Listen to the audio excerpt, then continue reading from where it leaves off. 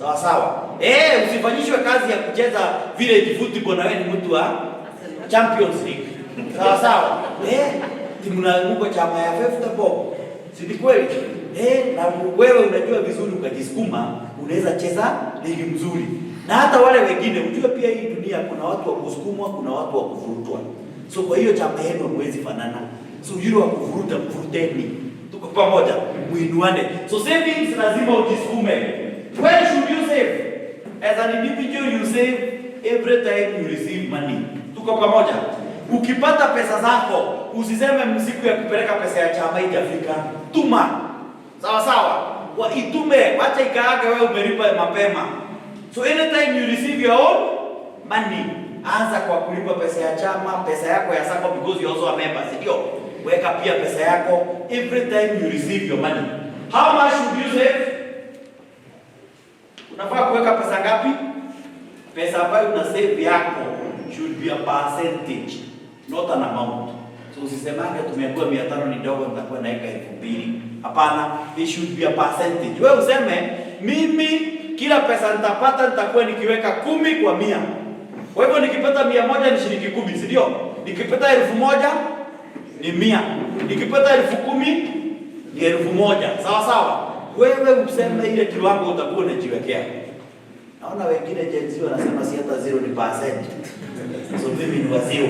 Sawa sawa. So ile kiwango unaweka, how will you determine the rate? It is dependent on your age. Umri wako unapoanza. Tuko pamoja. So if you are starting ukiwa 20 years kurudi chini, unafaa uweke at least 10%. 10%. If you are starting ukiwa 20s into your mid 20s, unafaa uweke at least 15%. At least 15%. Sawa sawa? If you are starting in your 30s, unafaa uweke at least 20%. 20. Niko jua kuna wale sasa miaka imesoma wanajidwa ni sisi yetu kwani itakuwa yote. If you are starting, so that is you should be doing at least 20%. If you are starting in your 40s kuendelea 40 all the way to 150 to 200 years, unafaa kuweka quota ya pesa yako yote ile unatengeneza. Tuko pamoja? Niko sure najiuliza if you are 70 years, why are you saving for who? But if you did it right, by the time you are 70 years, the 75% utakuwa unabaki nayo hata uwezi kula. Uwezi maliza. You'll be generating so much money that wewe hata sasa utakuwa philanthropist. Wewe ile pesa unatengeneza, ile pesa unatengeneza. Then your savings should be invested. Msiweke pesa tu chini ya blanketi, msiweke pesa tu kwa mabenki. Tuko pamoja? Msiweke pesa kwa mabenki tu zinalala hivyo. If you look at the collective deposits in our banks, commercial banks, they are in trillions. Trillions. More than 5 or so, if you look at the balances in our banks collectively. Lakini ukiangalia sako zote zikikombiniwa their total deposits, we will be averaging 1 trillion. Na sako tunawalipa. Kuna sako atulipi bita kwa bank. Kuna kitu unalipa kwa. If you look at the dividends that were declared by banks in the year 2023, nani alikuwa amelipa the highest amount of dividends as an individual? Kwa bank. Enda Google kwa news utaona. The Kibaki family, the Kenyatta family, walikuwa wamelipwa na NCBA 925 million 2023. Sio 24 pia walilipwa. Sawa sawa. 925 million. Degwa family was second highest recipients of dividends wakiwa wamepata 885 million. That was James Mwangi akiwa sasa mtu binafsi akiwa na 685 million from Equity Bank. 685 mtu mmoja. Kuna siku Equity shake kuipia kitu. Na wewe tukiwekea loan unaitoaka yote, unapeleka Equity. Ndio. Unasema wacha tuikulia hapa iko accessible. Sijui mnaanza kusema nganga hazina miguu. Ngangana na haka ketu hata kama kanasugua saa ingine system ni yetu. Tuko pamoja. Hii ni yetu itatupea kitu. Are we together? Ukikuwekea pesa weka hapo, kulia hapo. Tumia fursa. Tuko na pesa ya biashara. Wewe unaenda kuregister na Safaricom, pay bill, pesa ingia kwa Safaricom, si ndio? Do you know Safaricom has so much money in pesa? Ile pesa unaingaka kwa pesa Ile pesa, wacha transaction fees. The money, you know, they have money that remains in M-Pesa. Kama sasa M-Pesa yako siko na pesa, hiyo pesa wako nayo overnight, wanafanya ile overnight lending, they make money out of it. Hawaipeleki hata kwa kampuni. Kuna kitu inaitwa Safaricom Foundation, wanaipeana yote bure because wanashindwa wajinga wako na pesa hivi ikiangilisha hapa. Sawa sawa. Wewe badala ya ufungue pay bill kwetu, si tunapeana namba ya kuokota pesa za biashara. Wewe huwezi kuja NRS, hawa wajielewi, wewe unataka kampuni kubwa, si ndio? So you must invest in your own circle. Are we together?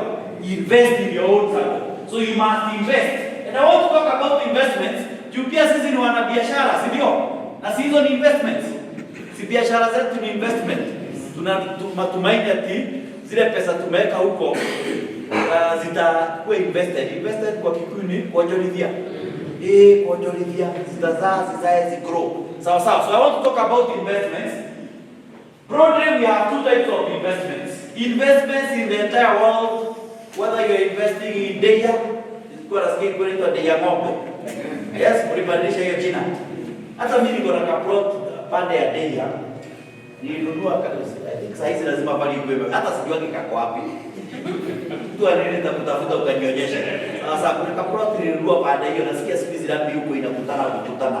Sasa naenda kutafuta nilikuwa nimenunua kitambo. So we have two types of investments. Whether you're investing in Deya, whether you're investing in Kikuyu, whether you're investing in London, whether you're investing in Timbuktu. Sawa. Investments iko ina ngapi?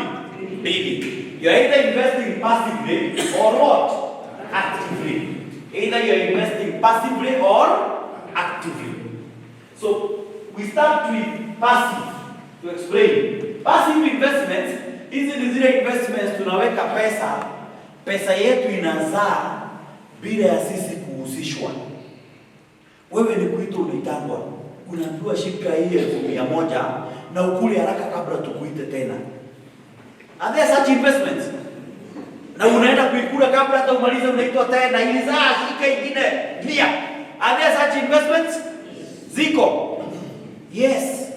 Those are passive investments. Examples ni kama gani? Yes? Sako share capital, mbona mnaruka kutoka kwa sako mnaenda vitu zingine na huko? Sako share capital, sako yetu inalipanga, si ndio? Mnalipa ngapi? 8%. Tuko na sako deposits, tunalipa. Si ni kweli? Isn't it? Ati wewe ukiwa na milioni yako kwa sako capital utapewa 8,000 mwisho wa mwaka bila kuja kufungua sako, bila kurani sako. Sawa sawa. Sako deposit, sako share capital, sako fixed. Unaweza fix pesa kwa sako. Sawa sawa. Tuko na rental income. Ukijenga kanyumba ama ununue hizo nyumba tumesikia zinauzwa, tumesikia ziko na wateja. Rent tenants wanalipa 18,000, 27,000. Do you need to live with that tenant? Unahitaji kuishi na yeye? Si yeye ni account mtampea cha mama ya sako aekanga pesa hapo. Asipoweka mnang'oa mlango. Isn't it? Jamani jipata mlango less. Tuko pamoja. Those are passive investments. Tuko na money markets, tuko na government bonds, tuko na treasury bills. All those are passive investments. Ati wewe unaweza kuwa hata uko kwa upinzani, uko kwa Gen Z na bado unalipwa na serikali. Sawa. Because you have invested passively. By nature, passive investments ziko na two key characteristics. Number one, passive investments are not visible. Hazionekani. Iko sure unajiuliza na tunaweza nunua nyumba na tukosa kuiona. Sawa sawa. When we say they are not visible, what we mean, they are not attributable to the owner unless uambie mtu. Kama sasa nikiwa na milioni 5 kwa sako yangu, unaweza jua? Nisipoeleza hauwezi jua, si kweli? Hauwezi jua. In the event uende ujenge nyumba, uende Kisumu Riat, ujenge nyumba huko 30 units na uite Amoro Apartments na ufungue kampuni uite Odinga Limited. Sawa sawa. Upe member account uwekage pesa huko. Kuna mtu anaweza jua kweli hii nyumba ni ya Waboi? Si wewe ni utaendanga huko unawaambia mimi hata nikiandika nimetumwa na kampuni. Sawa sawa. Hakuna mtu atawajua hata ukiwa na maandamano mpaka wana protect hiyo nyumba yako isiguzwe hii ya baba. Sawa sawa. That is how passive investments are. They are not visible. Wewe ni pesa unakula quietly. Secondly, passive investments appear to have low returns. mapato yake inaonekana ni kama iko chini sana. Ati tukichukua hiyo milioni yetu 2 tununue nyumba, hiyo nyumba inatupea shilingi 18,000 kwa mwezi. Sawa sawa, kwa mwaka inakuwa imetupatia 216, si ni kweli? 216,000. It is tempting kuulizana kama chama milioni yetu 2 na tukachukua, na tuko hapa Kikuyu tunajua biashara hapa ya cabbage, tuletake cabbage. Hiyo milioni 2 unafikia ni cabbage lori ngapi? Sawa sawa. So tunakuwa tempted kuimagine hiyo return yake iko chini sana. Now the other type of investment is active investments. Active investment hizi ni zile biashara tunafanya, si ndio? We are actively involved. Wewe uko na kiosk unauzanga chai, lazima uarauke ufungue, isn't it? Na lazima hata kama umeemploy mtu, lazima ufuatilie alifungua, si kweli? Lazima ufuatilie alinunua stock. Na ukizubaa anaanza kuuza yake. Si hata yeye anajua mali maziwa inatoka. So wewe unakuwa ni wewe umemkombolesha, umemlipia rent, alipa zake yake. Ukienda sana anakuwa pilika ilisha ya chai unapata alipika ingine na anakuambia ni ile ya kwanza. Leo watu ni kama hawakunywi chai. Sawa? Na kwa ya pili. So active investments lazima uzingatie. Ndio maana unaona mtu mmoja ananunua matatu anafilisika, mwingine ananunua matatu anatajirika. Si ni kweli? Kwa sababu biashara yako lazima ufuatilie. Sasa swali ni, hii active investments is what can make you very wealthy very fast. Huku pesa ya active ya biashara iko, ukizingatia, you follow things. So the question is, which one should we invest in? Active or passive? Both. Yeah. Which one should we start with? People are just saying,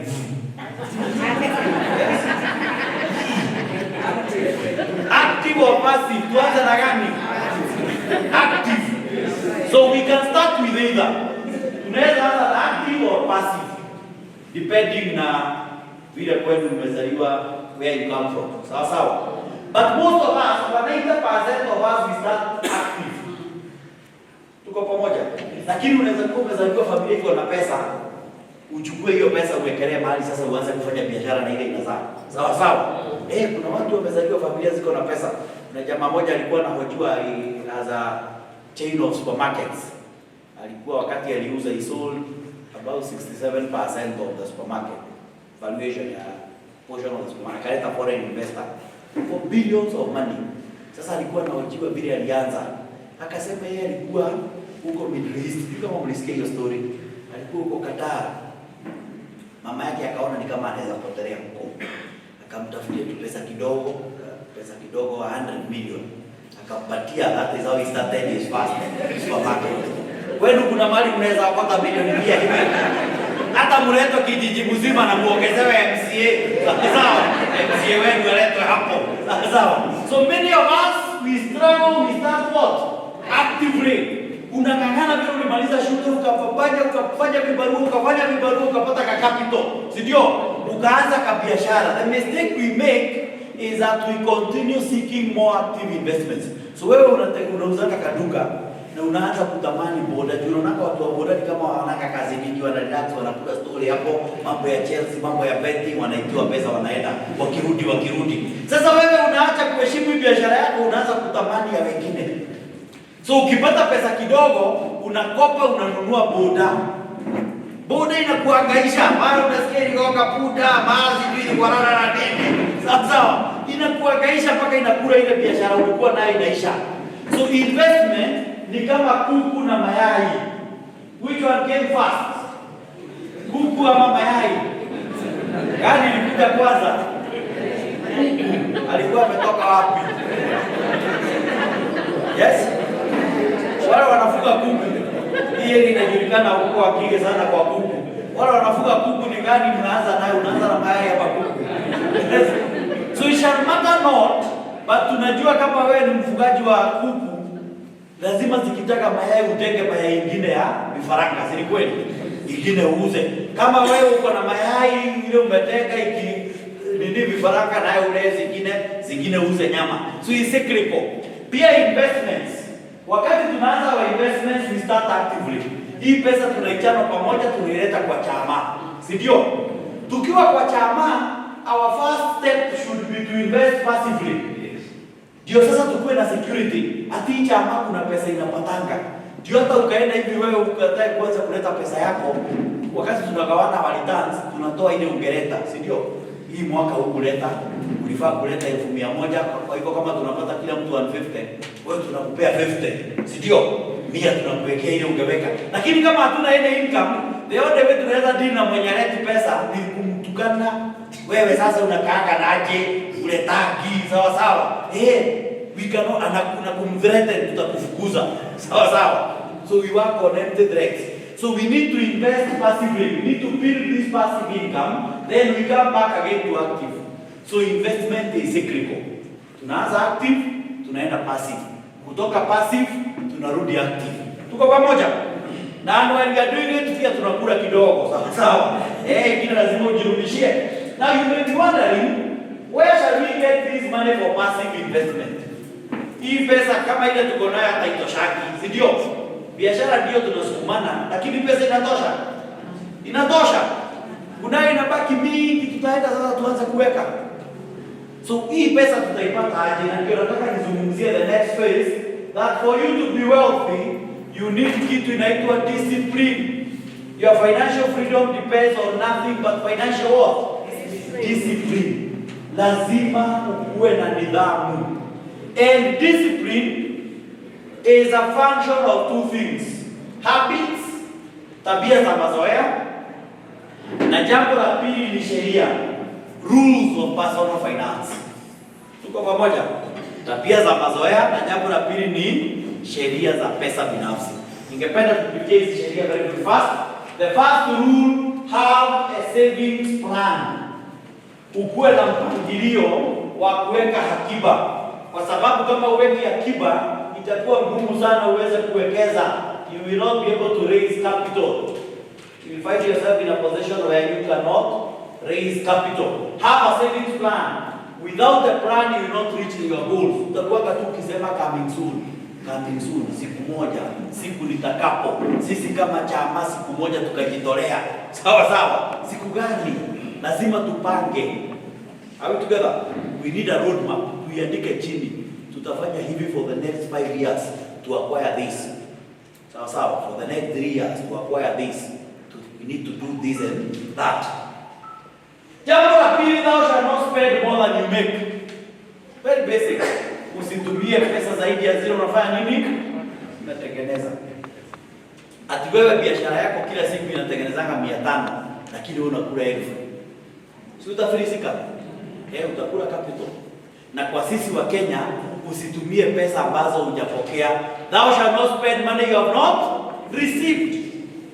Ati wewe ukiambiliwa na mteja wako alikuwa na deni yako ya shilingi 100, akwambia atalipa Friday, wewe unaikuranga leo, unasema si ulikopeshe 100 na ndiye akilipa nitakusoma. Alafu anakupigia simu anakuambia amepatwa na jambo hatalipa. Si ndio? Si ni kweli? Ukiambiliwa kuna masomo ya NRS itafanyika, wewe ushakopa 100, nipe tukienda tukipewa breakfast nitalipa.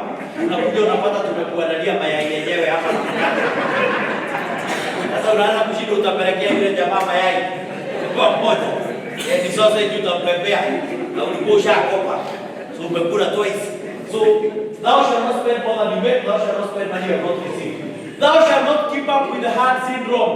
Peer pressure. Kwa hizo chama zetu pia kuna kuweka na competition. Si kweli? Siku ya chama mtu anakuja amevaa nguo mpya, labda ni assistant ameomba. Na wewe unapata na pressure, unaenda kununua nguo. Si kweli? Wacha kucompete, competition ambayo haiko. Ati juu mmefanya chama kwa fulani wa fulani ukapata kwa TV ile kubwa. Pia wewe sasa lazima ununue TV kubwa. Na hakuna siku juu TV yako ni dogo, watangazaji washaitangaza mmoja, ile TV kubwa ikatangazwa na watatu. Kaanza kuona mambo imeharibika. Kuna watu wananunua simu. Simu ni kitu unafaa ukae nayo mpaka ianze kukataa kupiga. Sawa sawa.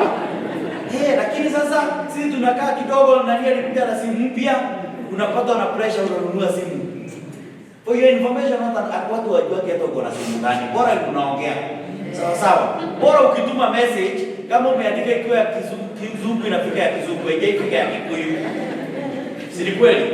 Ukiandika ya Kiswahili inafika ikiwa ya Kiswahili. Ukitumia mtu pesa haitoi. Sawa sawa. Utumie 10,000 zinafika zikiwa 7. Hapo unaweza anza kusema simu yako imeweza kukula pesa yako. Sawa sawa. Ama zinamwagika usiku. Ukiwa na M-Pesa balance ya 9,000 unaamuka unapata 2,000. Hiyo simu unaitupa haraka unanunua ingine. Lakini hakuna siku, so long as your phone is functioning. Tuishi hiyo maisha modest. Sawa sawa. Tuache kucompete. Limit your short term loan exposures. Hii mikopo kidogo kidogo tunakopa bila mpangilio. Kuna entities zimekuja. Unazijua sio? Wanatukopesha bila hati tuangalie CRB, si kweli? Sijui atufanye nini. Those things will take you to tears that will take you years to come back from. Wameenda na magari ya watu, wameenda na mashamba na wanaziuza. So be cautious. Na kama kuna mtu unajua anakopa kwa hizo kampuni, muweke kwa maombi. Kuna vita ingine inahitaji mpaka spiritual intervention. Sawa sawa. Na kuna hii mikopo ingine ambayo hata sisi zako tuko nayo ya simu. Si ndio? Tuko na mkopo ya simu inaitwa nini? Yes, Okolea. Tuko pamoja. Sisi tumeiweka kukuokolea. Sawa sawa. Na tunasema tusipoiweka si bado utaenda kukopa kwingine ukakufia huko. So kama unakufa si heri kufia hapa kwetu. Si ni kweli? Ni ya kukuokolea. Those loans are very good for emergencies. Sio kukopa tu. In life we have 2 categories of emergencies. Kuna emergencies zile tunaita opportunities. Are we together? Kabiashara kametokelezea haraka. Kuna mtu ako na ng'ombe yake lakini jua hakujipanga. Anaiuza at half price. Ng'ombe ya 50,000 anaiuza na 20. Si ndio? Sio ni opportunity. Usianze kumwambia wacha nikupe 20 usiuze. Hapana. Mwambie kwani wewe sio member wa NRS na wakakukopesha, aseme mimi sio member. Usituke hiyo ng'ombe ende ufunge pale kwako. Sawa sawa. Nitajipanga hivi. Utaki kumpea immediate leona ni kama ulikataa kumsaidia kumkopesha. Unamwambia jioni wacha nionaone. Sawa sawa. Wewe unaivuta kutoka kwa Okolea, unamsukumia jioni na wewe umepata ng'ombe, si ndio? Immediately umetengeneza 30,000, hiyo ng'ombe ni 50,000. Those are opportunities. Other people mismanaging their emergencies is an opportunity to you. Tuko pamoja? The other category of emergencies are negative emergencies, which will fall into only 3 categories. Category ngapi? 3. Ya kwanza ni sickness or accident. Ukisikia kizunguzungu hivi, usingoje mpaka ulime chini tukubebake hapo. Sawa sawa. Kopa haraka, ingia hospitali utibiwe. Kama ni njaa, kopa haraka ununue maziwa ukunywe. Sawa sawa. That is a real emergency. The second possible emergency is natural calamities. Mtu inaweza angukia nyumba. Sawa sawa. Ama kufurike, ukutane na nyumba yako town ilibebwa na maji. Sawa sawa. Nyumba ilibebwa na maji, umekutana nayo town. Kopa haraka ujipange. Those are real emergencies. Emergency ya tatu ni gani? Yes? Death. Yes.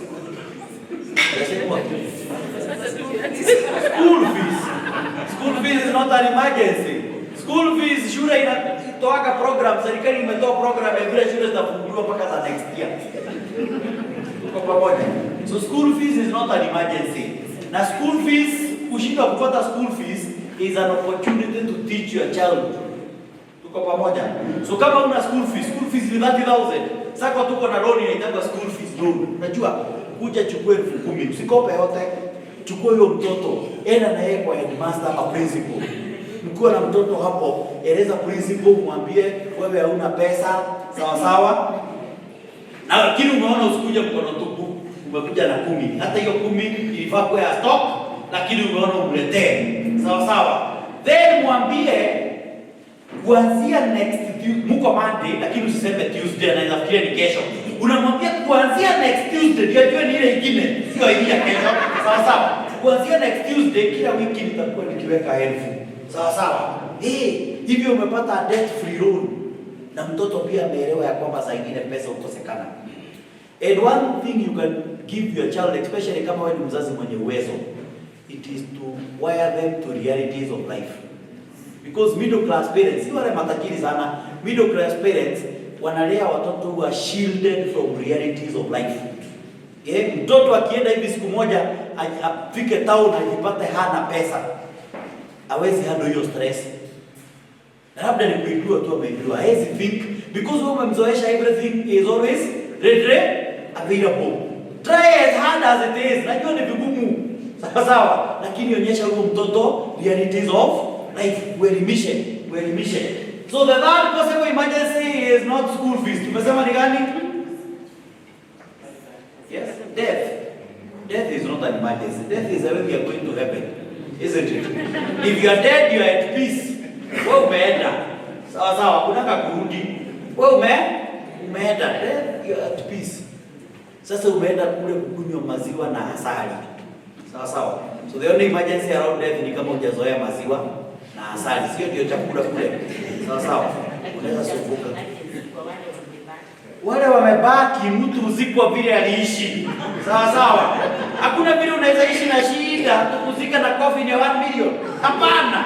Tutapambanya 5,000 6,000 tukuwekelea chini. Mtu uzikwa vile aliishi.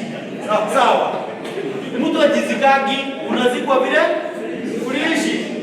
Na hakuna mtu ashaika, kuna mtu shaisikia watu walishindwa kumzika. Hakuna. Tutakuzika kulingana na kiwango chako. Sawa. Vile uliishi. Na ndio lazima ujipange. Tuko na welfare. Unaachaka uwekaka pesa yako ya welfare, si ndio?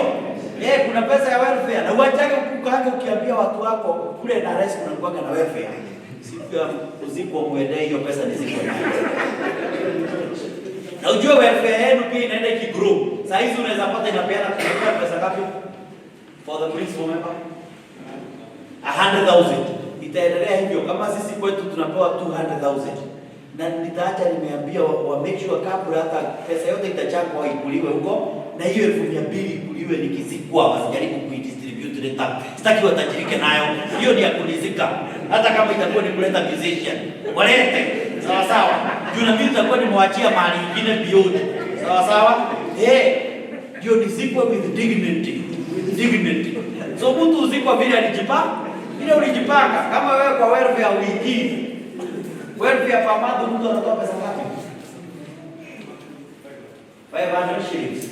So ina hiyo unakuwa umetoa 6,000. Tuko pamoja. 6,000 kwa mwaka. Tuko pamoja. 6,000 kwa mwaka. Kwa hivyo na ujue bali itaendelea ikiongezeka. The more you become, the lower the price will come. Wataenda wakishukisha na promised money inaenda ikiongezeka. Kama sisi yetu saa hizi I think tunatoanga kwa 80 shillings per month kwa moto. Na tunapewa 2,000 kwa sababu we are now 29,000 members in the welfare. Kwa pamoja. So the more mtakubali kuingia, the more. So the third emergency tumekubali sio kifo ni gani? Yes? Kodi. Tax is not an emergency. Tax mpaka inapitisha kwa public participation. Sawa. And you know you cannot be taxed when you have no money. We don't tax nothing. We tax income. Kwa hivyo kuna kitu umetengeneza. Sawa. Kodi is not an emergency. Inakuwa emergency wakati umeibia serikali. Sasa umekuja kushikwa. Sawa. Wewe umekuwa ukikula. Tuko pamoja. That is not an emergency. That possible emergency ni sheria. The law. Ndio polisi wakushika wakupeaje uone. Tuko pamoja. Unaweza kuwa na randa town umejiwekelea leso wakati wa baridi ama scarf hivi. Nao wakuwa wanaokota mahoka. Sawa. Uambiwe pia wewe unauzaka scarf hii ni ya mwisho ulikuwa unauza. Ubebwe. Sawa. Ama ukiendesha gari, for those of you are driving, saa nyingine unaendaka unapata mahali kuna kajamu. Na sisi wa Kenya ni wale. Ukipata kuna kajamu, kabla ya build up unataka kujua ni nini. Ndio kama ni accident to overlap kabla wengine wakuje, si ndio? So unaenda mboka kwenda kuchungulia ni nini, upe nao polisi wako hapo mbele. Anakuambia kuja tuendelea. Bila umechomoka kuja tu. Sawa. That is an emergency. Kopa haraka. Hatusemi uhonge polisi. Tuko pamoja. You pay cash bond uweze kuendelea na maisha sawa sawa. Ama vile Biblia inasema katika kitabu cha Mathayo, negotiate with the officer before you are taken to the church.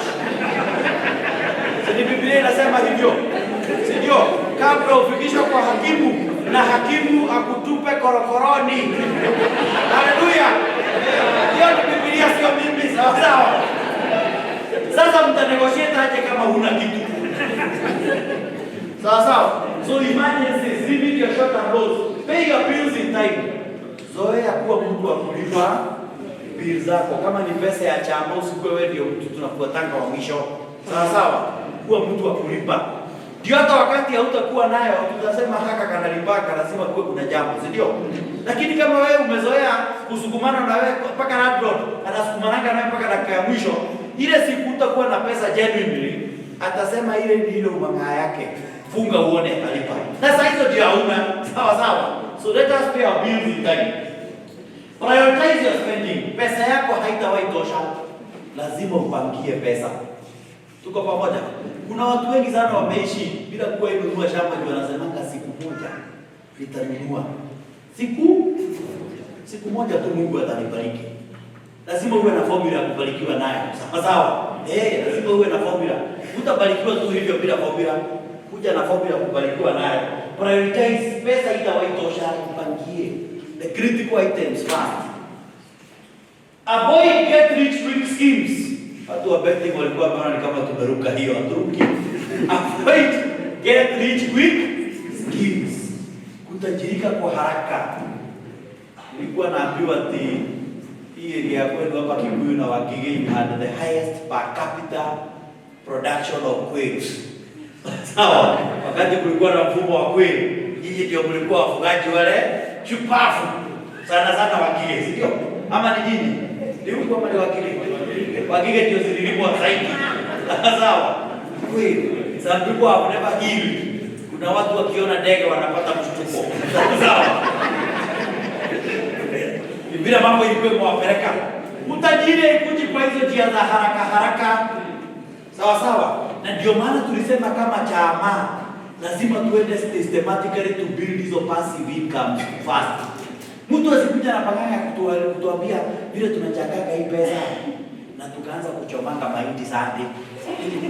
Tuko member 15, tushikane wawili. Sio? Hizo ni panganga, stories za chapa. Sawa.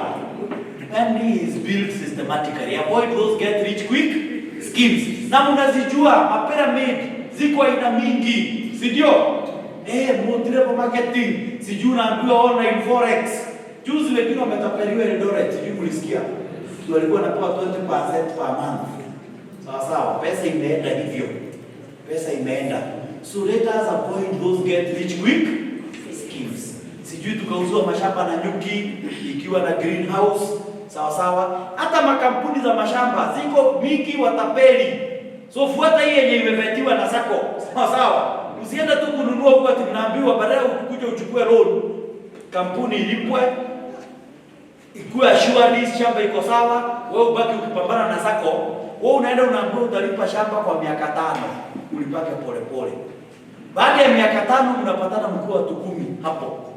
Unajaribu kusema hii nimekuwa nikilipa for 5 years niko na maliziki. Mwingine anakuambia wewe miaka 5 mimi nilipa na mwaka moja. Wewe unasema umekuwa ukilipa nini? Sawa. So avoid those get rich. Niko sure kwa akili tunazijua. Ziko mingi including betting. Kwa pamoja including betting, gambling. You will never get wealthy through betting. Na usidanganywe ya kwamba ati juu ni football iwezi kuwa influenced. It can be influenced, and even if it is not influenced, the odds are always for the company. Na ukataka kujua impact ya betting, angalia siasa ile ilipigwa mwaka wa 2022. I'm not a politician. Usianze kusema kali kama mtu kaazimbiwa maka Kenya kwanza. Nilinde case tuko kwa broad based government. Sisi sote tuko ndani. Sawa. Lakini usiniweke hii pande hii mimi ama political.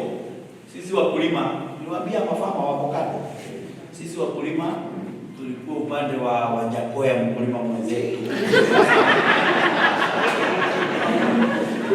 Saa hizi ningekuwa mfugaji wa fisi. Sawa. Ya zile manini. Sawa. Za fisi. Ningekuwa fisi farmer, lakini kulifanya vile kulifanya. But if you look at the politics of 2022, specifically kulifanyika jambo alijawahi fanyika Nairobi. In Kasarani, there was elected an MP without a party. Watu independent hawaingia Nairobi, ndio uangalie. Tukuja bila chama. Indeed in Nairobi you have to come with a mainstream party. Hawezi ingia na chama fale.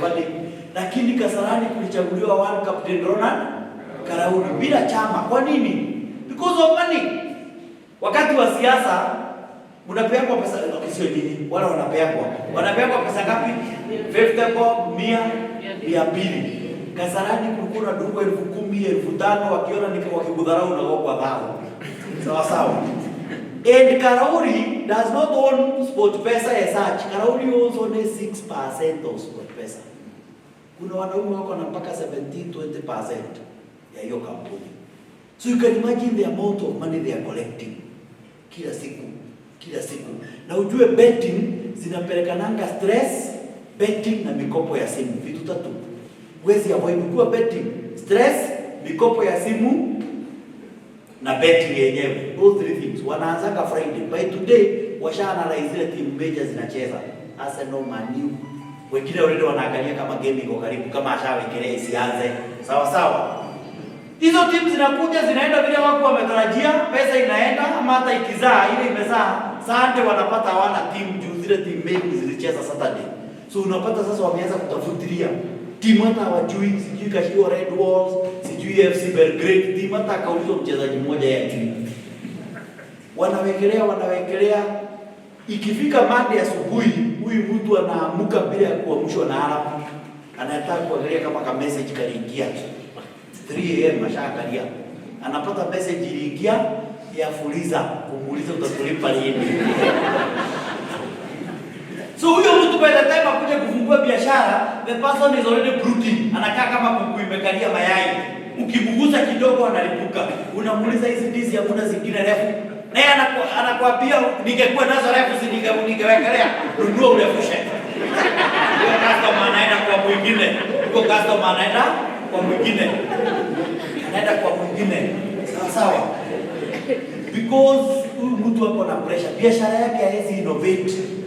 Kama ni kinyozi anaendelea kuwapiga na mkia vile kulikuwa kabla pigako. Because ana focus na pesa ya haraka, vitu vingine hazieleweki. Pesa ambayo angefocus na biashara yake. Niko sure betting wale wana bet na iko sure sasa wanasema tumesikia, endelea. Siendelee. Sawa. Hii lazima tuongee mpaka kuisikie. And you know there are levels of betting. Kuna wale washajikubali wanakujaga kuonyesha wakati mtu siku ya chama anakuonyesha, ona pesa ya chama nimetoa hapa. But you know betting is psychological. Ile siku amewin ndio anakuonyesha. Ile siku amelose hakuambii. So the losses are private. The wins are public. Na kuna wengine wana betting and you will never know. Kuna watu wana bet mpaka wana delete kile message. Sawa. Hata mke wake hata waijua na betting. Yeye anasemanga siku moja ataangukia jackpot mumuone kwa TV. Sawa. So mjawahi muona. Wengine they are very serious people, unapata mtu ni bishop lakini ana betting kweli. Sasa mwezi ndio bishop wenu ana bet. Bishop wenu badala ya amini Mungu anaamini bahati. Sawa. Kuwekelea. So nataka niwape formula ile mtasaidia wale wana bet. The only way you can leave betting because it's very addictive. Uweke record. Uweke column 3. Ya kwanza ile pesa umetuma kwa betting company. Ya pili ile pesa umetoa kwao. Ya tatu you match the investment unaweka na kuweka pesa kwa sako. So kama umetuma 100 kwa SportPesa, tuma 100 kwa sako. Sawa. Ndio over 2-3 months uende uangalie record yako uone whether you are making sense or nonsense. Na zimeadvance siku hizi mpaka vijana wetu bila kuhitimu wamekuwa mapilot. Mtu alimaliza form 4 lakini ni pilot, anaendesha ndege. Kuna kadege. Na kuna wengine they even now levels of conmanship. Kuna wengine wanakuja wanawaambia wako na system ya kupredict kale kadege. This is the kind of nonsense. Ati wako na system ya kupredict predict kadeka kana peperuka na pesa yako na mwingine anakuja anakuambia kwa nasi. Kama anaweza predict, anakuja kukuako kwa nini? Si predict kule. Why are they coming to you? Hiyo ni pesa yako unarusha ipeperuke. Wakati kulikuwa na tule tumashini tulisimamishwa na Matiang'i. Remember those machine? There's a friend of mine alikuwa amenunua. I don't think he recouped. Kama alikuja kutengeneza pesa kidogo zikasimamishwa. Sijui yake alipeleka wapi.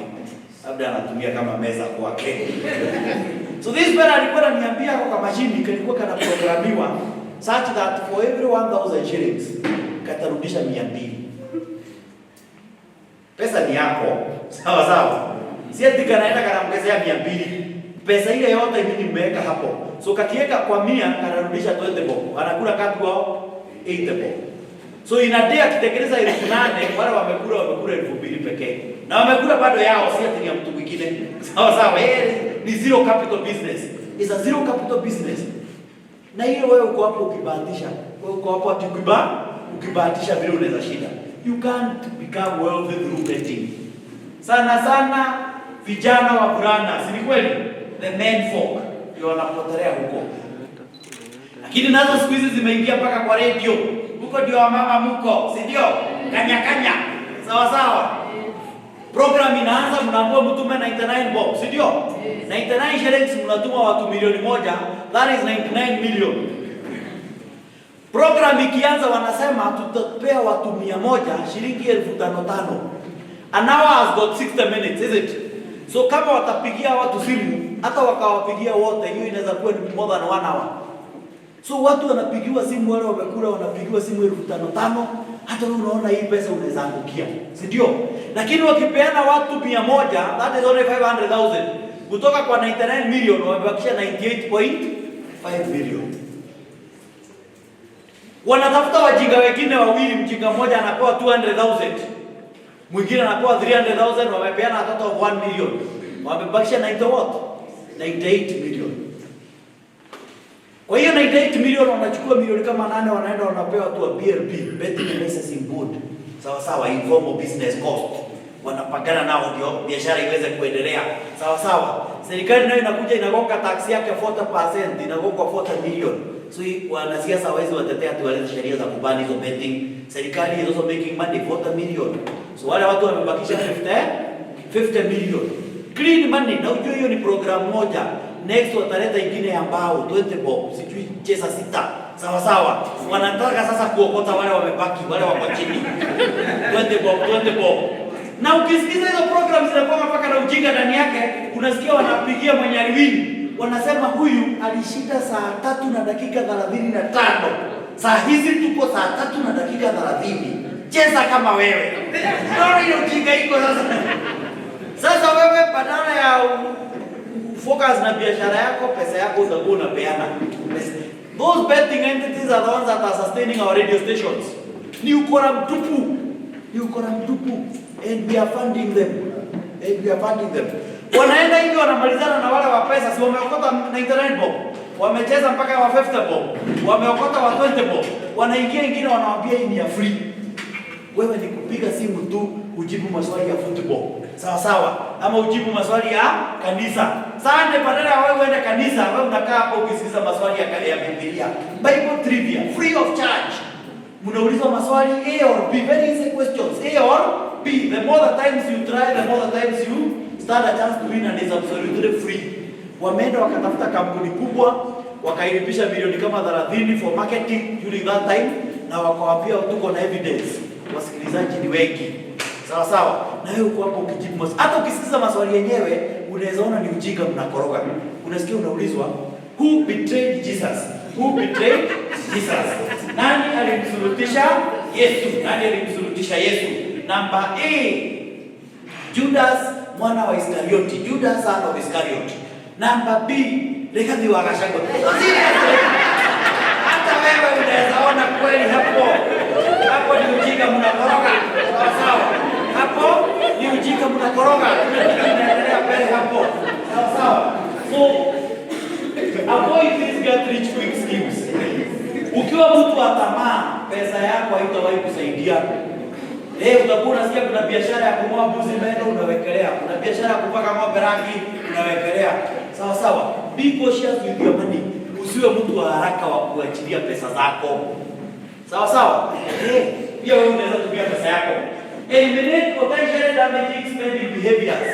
Kila mtu ajiite mkutano ukiuliza pesa zako zinaisha namna gani? Kuna tabia zile tuko nazo.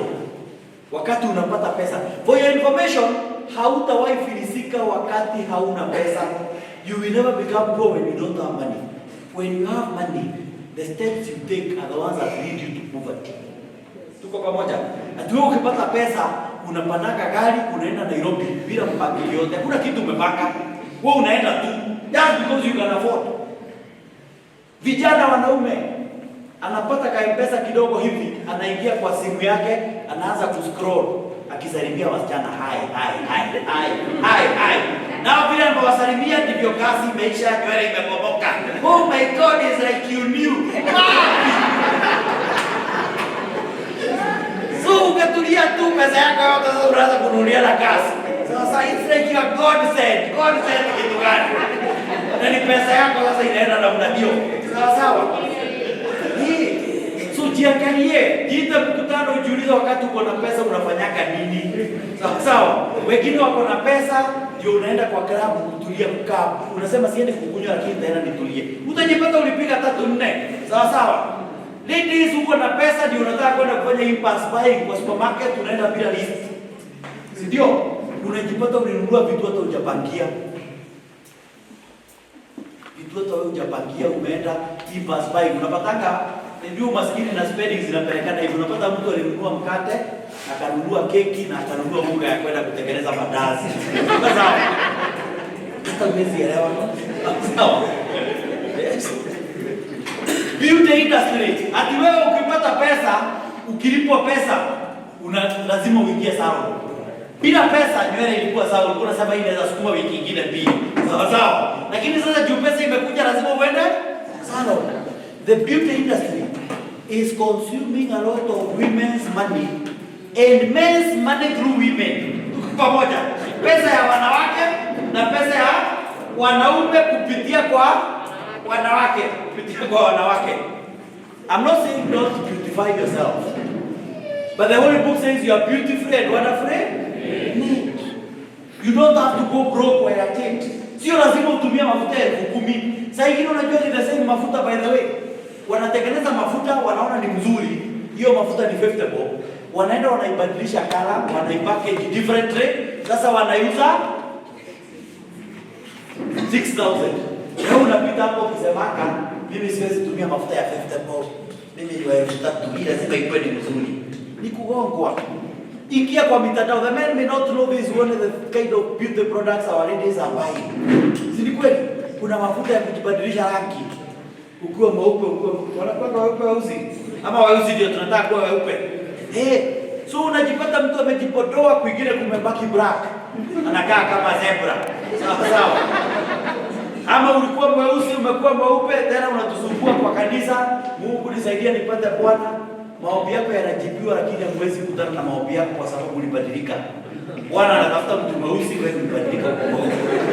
Utaonania wapi? Utakutania wapi? Ingia kwa hiyo mitandao uone the products that are being sold. Kuna mafuta ukipaka unamea na masoja wanakaa wamesimama. Sasa pesa yako yote utamalizia huko. Mungu amekuumba hivyo.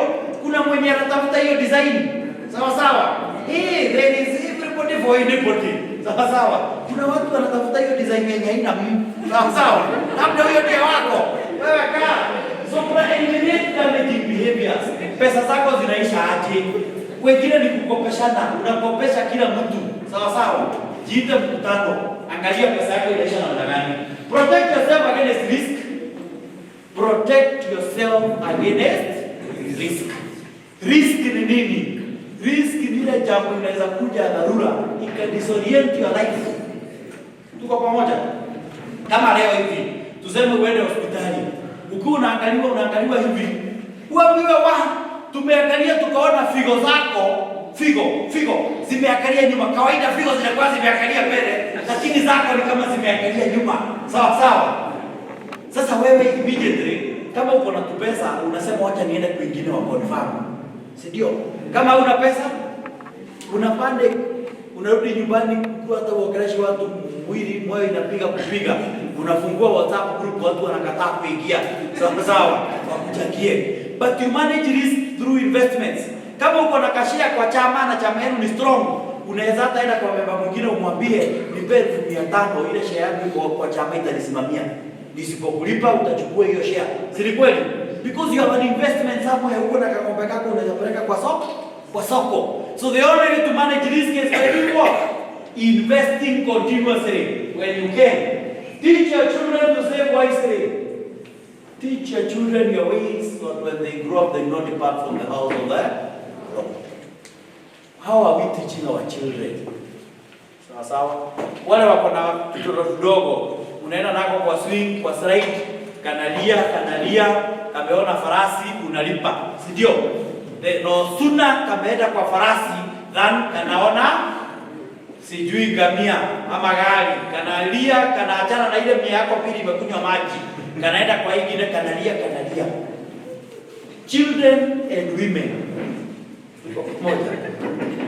Children and women. Naona the women sasa wananiangalia wanasema moe wole kuandamane. Tuanze maandamano umolewe hapa saa hii. Wacha niwape example ya women. Sako inapolipa returns, uende kwa mke wako umwambie sako ililipa dividend na nilishaitoa yangu 1,000. Tunatumia 100 juu ya average ya watu wengi tunapata hapa. So kama upatangi weji ita mkutano sawa. Uambie nimewekewa yangu 100. Utasikia mke wako akikwambia hizi kate na viti hazimatch. They are crashing. Sawa. Unaweza fikiria kate zinashukaka, zinapigana na viti mpaka hakuna amani kwa hiyo nyumba. Sasa pesa ambayo ungechukua 50 kurudisha, 50 nyingine moja mkule, yote inaenda kwa nini? Kate. The same with your child. Kanashika toy ya 500, kanalia unalipa. Si ndio? Kama mika siumwa na kichwa. Kangeshika kali ya milioni 5 ungelipa. Kangelia, they are testing your limit. Ndio maana unasikia mke wako anakuuliza, "Mbona tusiende Mombasa siku moja?" Hautawahi sikia kukwambia sitoenda Santorini Greece ama Maldives. Anajua wewe huwezi hata uko hata una passport. Lakini anajua kikusukuma kidogo Mombasa, hapo unaweza kubali kutarabuke. Sawa. So the same with your child. Lazima wewe umguide. You have to provide the guidance. You are the head of the family. So teach your children about money and God will give you opportunities. Sawa ya kuelimisha. Na usipoelimisha hii mali utatengeneza kwa shida, hawa watoto wataimaliza na bado wakulwe na shida. Are you together? So you need to teach them. A story is told of a man who was a wealthy man. Alikuwa mwanabiashara mashuhuri, ako na pesa. Na wakati watoto wake walikomaa, alikuwa amewapeleka shule, mke wake akaanza kumsukuma aruhusu kijana yake sasa aendeleze biashara. You know the mothers how we are close to the sons, ndio? Unataka kijana aache akiwa ameelewa mambo ya biashara. So naye mzee akakuwa anaambia yule mama yake ya kijana, huyu kijana hayuko ready. Wacha tuendelee kufanya na yeye. Nikiona ako tayari mimi nitamwachia aendeleze. So akasukumwa sana, akafika mahali mzee akaambia kijana, niko tayari kukuachia hii biashara. However, I want to give you a test. Nitakupea shilingi 100,000, 100,000. Uende utengeneze yako 100,000. Unirudishie yangu 100,000 na ukuje na 100,000 yako ngapi? 1. Utakapofanya hivyo mimi nitajua uko tayari for business. Na mimi hata nitakaa nyumbani sasa uendeleze hii biashara. Kijana akasema hiyo tu sio rahisi. So he was given his 100,000. Akaenda wakaongea na mamake akamwambia hizi rahisi. Shika ile 10,000 nyingine umpelekee zikiwa 2. Sawa. So the next day jioni, mzee akiwa pale kwa kachimne kwa moto, ilikuwa mahali kwa baridi kama huku, akiwa pale kwa kachimne, kijana akakuja akamwambia nitengeneza 1,200 ndio hii. 100 yako ndio hii na yangu ile nitengeneza ni hii. Mzee akachukua 1,000 yake akaweka kwa mfuko, akachukua ile 100 nyingine, akairusha kwa moto, akaambia kijana usicheze na mimi. Enda sasa ukajipanga ukuje na 1,100.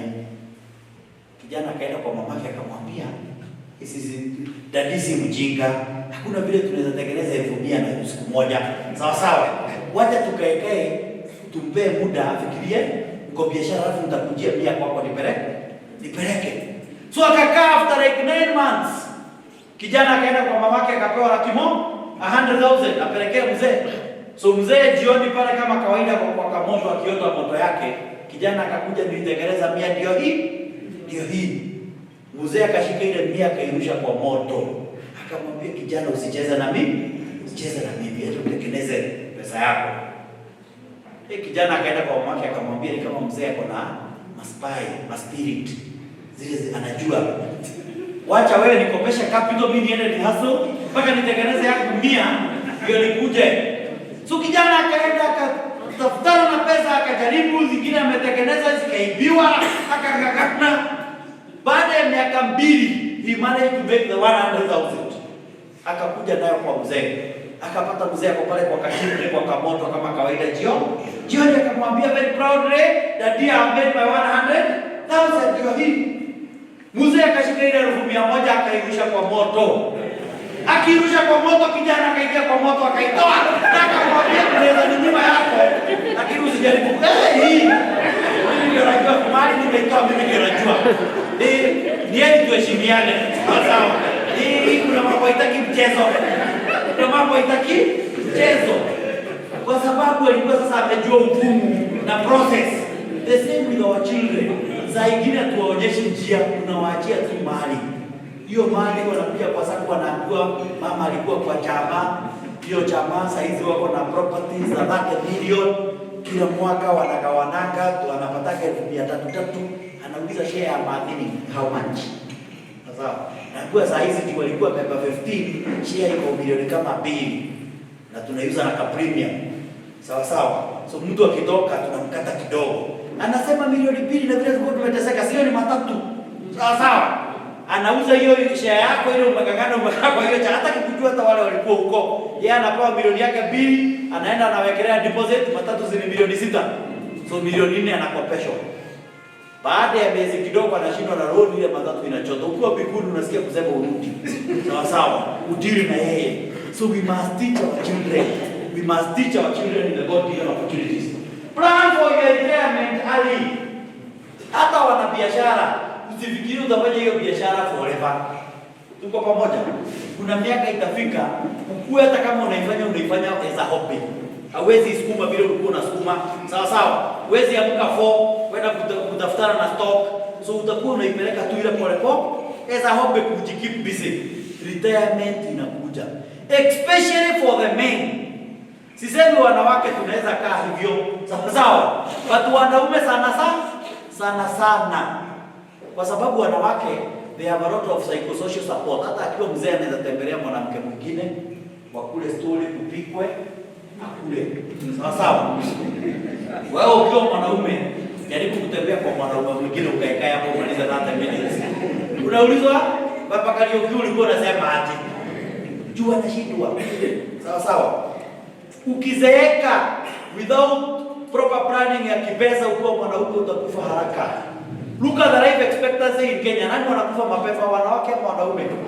Si wanaume ndio wanaenda mapema kwa sababu ya pressure za maisha katika uzeeni. But when you have money, if you look at the life expectancy for men, it's about 59, 60 years, 61 years. Lakini ukiangalia Kenyan president, ushaikuwa na president mwanamke? Have you ever had a lady president in Kenya? Wote wamekuwa wanaume, si ndio? What is the life expectancy ya Kenyan presidents? Wale wamekufa, yes, 80. Yes? Miaka ngapi? 80. 85. Kuna president wa Kenya wale wamekufa watatu, may their soul rest in peace. Alikufa chini ya 90 years. So why are the Kenyan presidents who are men outliving us, the ordinary men? Yes? Kwa sababu wako na mali, wanachungwa, anaangaliwa jino inapimwa hivi inaonekana hii meno ni kama imeanza kutana, what is the issue? Sawa sawa. Wewe unapimagwa na Mungu. Mfupa ikiuma kidogo unasema ulilala vibaya. Baadaye kwenda ukaangaliwa ni nini baya. Una hiyo pesa. Sawa sawa. Hauna hiyo pesa, lakini ukiwa na pesa, jamii ndio inakuprotect. Huyo mke wako ndiye hata anakuchunga. Ukiritaa bila pesa, mke wako ajali, anasema hata ukienda huko unyakuliwe, ni shida imeondolewa. Lakini kama uko na pesa, you are precious commodity, you are on demand, mpaka majenzi wanakutamani. Sawa sawa. So mke wako akiona umeng'ana na unatokelezea, unasikia kikuuliza, idhaa ajiko unaenda wapi nikupeleke? Sawa sawa. Hii anajua kuna tu pesa ulilipwa kwa sako, kwa chama kuna pesa mligawa, na anajua uliweka kwa account. Unaweza enda ili ubebe ukose kurudi. Sawa sawa. Anakuprotect. Unasikia zingine kuambia aje, na jioni ukirudi ukuje na tumaini. Sawa sawa. Lipa ndio tunapika. Ndio usikatae kurudi. Sawa sawa. Lakini kama una kitu ya kukuja nayo, unasema potelea, mwenye anaweza kubeba ni shida ameondoa. Sawa sawa. Ukizeeka bila pesa utakuwa hapo unachemshwa githeri. Unaambiwa umumunye, unajua sasa hizo una meno. Unaambiwa umumunye. Sasa ingine unasema githeri ni gumu, huwezi hata umumunye ni gumu, inakuduka duka, unaulizwa aje? Si umeza na maji, si hata dawa unameza. Sasa umeza githeri na maji, hata dawa? Si hata dawa unameza. Kuna siku unatafunaka dawa ama unamumunya. Si hata hii umeze. Umeze. Sawa sawa. So plan for your retirement. Plan for your retirement. Finally, protect yourself legally. Protect yourself legally. Unaona hiyo chama yenu? Sawa sawa? Unaona hiyo chama yenu? What is protecting your chama as of now? Ni juu mko na pesa kwa sako. Tuko pamoja? Hiyo pesa yenu mmekuwa mnakusanya, mnapatia mtu mmoja. The likelihood ya hiyo chama kusurvive ina diminish. Unaweza mtafuta siku moja mkose. Ama mumuone na hana kitu. Ndio ndani ukadu kwani mtampika. Hana kitu. Pesa yenu yote aliponyoka na, lakini juu nyinyi mmeenda level nyingine mkaiweka kwa sako na sako sasa ina protect collectively. Tuko pamoja. Chama yenu mtajiprotect more kama mko na joint assets. The more properties you have, the more you will protect yourselves. But as you are acquiring properties and you are investing, ask yourself what are the legal consequences. So adikia nini? Chama yenu inafaa kuwa na chata. Sawa sawa. Ati ukakuwa umeondoka, watoto wako watakuja wapewe haki yao, isn't it? Protect yourself legally. Unanunua shamba. Nunua shamba hapa kwa hizi kampuni ambazo zimevetiwa na sako. Kama kuna kopesho, usiende kukopa kwa makampuni huko. Kopesho na sako yenye unajua, viongozi unawajua, sako imekuwa sawa sawa. Yes, it has taken time and now we are regulated. Kuna regulation ya sasa. Protect yourself legally. Kwa sako kuna kitu tunaitanga next of kin and nominees. Sawa sawa? Update. Kuja update nominees wako. The nominees cannot be changed through a will. So hata ukiacha umeandika will ati pesa yako ya sako inaenda kwa nani, yule ameandikwa ndio tutapea. Tuko pamoja? Ni huku ni kwa Wakikuyu, hakuna Waluya sana. Upande ya Luya tukienda kule kufundisha Waluya, wanatuambianga ati hata uhitaji kuandika will, unaweza watu wanaweza ota. Huku umeenda already. Waote vile ulikuwa unataka kupelekana na mali yao. Hiyo sasa imekaletwa hapa hivi tunamalizana, si ndio? Sasa kuna mko unasema niliota. Aliniambia nikujie shamba. Sawa. Aliniambia nikujie shamba, mnakutana watu watano wote waliota. Wote waliota. Usiache watu kwa hiyo andika. Wacha tuweke a disclaimer hapo. Unapopata mali, andika. Usiandike kama una kitu. Sawa sawa. Siweze kutuambia sijui nani atakujia leso, sijui nani atakujia kofia. We can share you are nothing we can share without your instructions. But when you have properties, wakati una accumulate vitu, tuambie nani anaweza chukua. Kwa sako kuja update. Sana wanaume. Juu wanawake sana wanaandika watoto wao na mama yao. Hata mzee wa mwekagi sawa. Wanaandika watoto wao na mama. Lakini wanaume we rate everybody and anybody. Mke wako, girlfriend, whoever was near that time. Mpaka mke wa neighbor unampata huko. Bibi ya neighbor kwa list. Sawa. So saa ingine unapata uliingia sako ukiwa very young. Saa hizo ndio ulikuwa katika hali ya uchumba, unatafuta mtu wa kuoa, umepata ubavu wako, unaulizwa tuandike nani? Unasema Esther Waitherero. Sawa. Saa ingine hata usemi jina unasema sweetheart, unaambiwa hapana, tupe jina unapea Esther Waitherero inaandikwa. Maisha inasonga, si umepata ubavu wako, mnaenda kufunga ndoa. maisha inasonga, unaanza kuona labda usi ubavu hii meno. Unaachana na huyo, unaoa mwingine. Maisha inaendelea ukiwa kule biguni. Ndio sasa umeenda. Unabalizi huko na kina nani? Abednego. Unakula story huko. Sawa. Ama huko pande ile kile wewe unabeba makaa. Ukitoa kule na jamii na wakia unapeleka ile upande inapoa. Na huko duniani unapata kale ka ex girlfriend ulikataa kuoa ndiko kameitwa na sako. Kana mumunya mali yako hapo familia ikilia. Sawa. So it's good to protect your wealth. Munaingia biashara na mtu adikianeni. Mumeanza chama, kujeni kwa sako. Msifanye chama zile za kuzungushana huko nyumbani. Sawa. Juu mtafika mahali mtu mmoja apewe akatae kuja chama tena. Mwanze kusumbuana. Sawa. Mtanunua kashamba iandikwe kwa jina ya mtu mmoja ama officials. Hiyo shamba mtu haiona tena. Kujeni through the sako. Sawa. The sako is able to protect you. So I will discuss about residential properties. Then we shall talk about compounding, and then we are headed to finishing. We're within our time, by the way. Tunakaa sana. Tuko within our time. Nilikuwa nimeambiwa niende mpaka 4, but I will finish earlier. Kwa nimeambiwa niende mpaka 4, but nitaenda mpaka by saa 7 nitakuwa nimemaliza.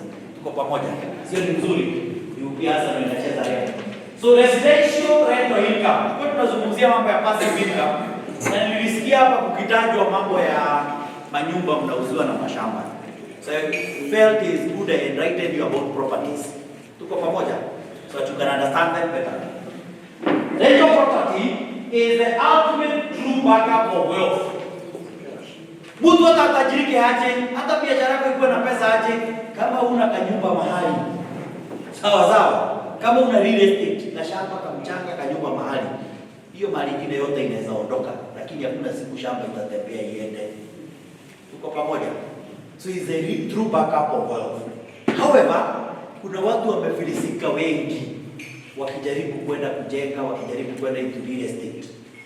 Ukitembea kwa Kikuyu, wakati tutatoka, enda ukiangalia mshua utakosa kuona manyumba zilianzishwa, zikaachwa nusu. Si kweli? Kitaka pale Kahawa Sukari, hapo between Kahawa Sukari and Wendani, ndio Sukari and Wendani zilishikana, wale wamekuwa Thika. Kuna nyumba naonaka hapo ilikuwa inajengwa sisi tukiwa KU na graduate. Tukamaliza, tukaoa, tukafanya kazi, tukaritaya, sawa. Bado nyumba iko hapo haijaisha. Huyo mtu kuna pesa anatoa huko. Kuna pesa anapata huko.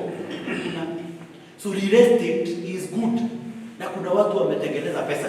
Juzi nilikuwa naongea na jamaa mmoja mwenye you know that house. Na nyumba town inaitwa RNG Plaza.